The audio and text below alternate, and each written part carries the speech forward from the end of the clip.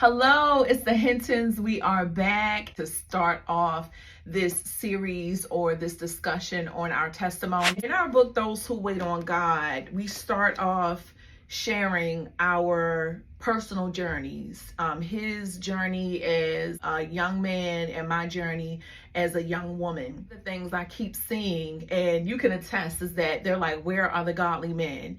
You know, the excuses, oh, they're already taken. See, you know, you're already married. But there's so many men of God that are living for God. And when you see godly couples, I understand that sometimes when you don't see any prospects in sight, you can get a little discouraged. But when God raises up people to share their testimony, the purpose is to encourage you and to give you hope and to remind you that that's not true, that that's a lie from the pit of hell, that there is no godly men or godly woman or nobody that actually wants to live according to the word and ways of God. If he gave you your mind and he gave you certain commands that you follow, not out of blind obedience, but out of your love for God, he's going to back up his word. A lot of times I find that singles end up compromising or moving away from their standards, values, and boundaries, right? Because they believe that they have to abandon them. In the Old Testament, God referenced Israel as his treasure. Israel is, of course, the church as well.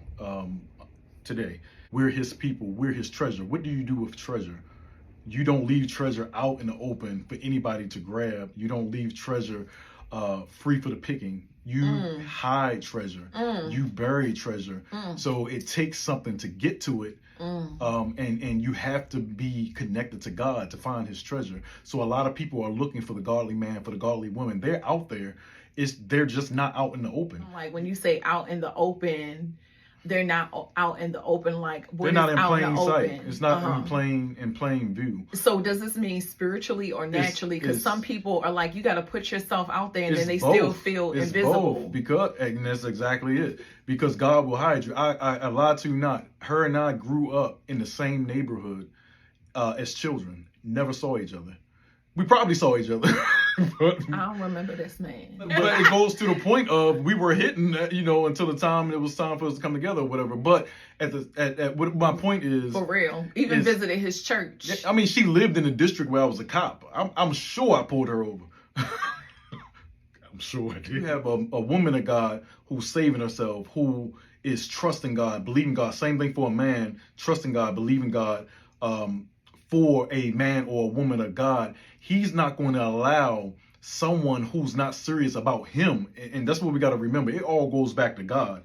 It's all about him. It's not even about us. We have to remember that our relationship with him ties us to his treasure.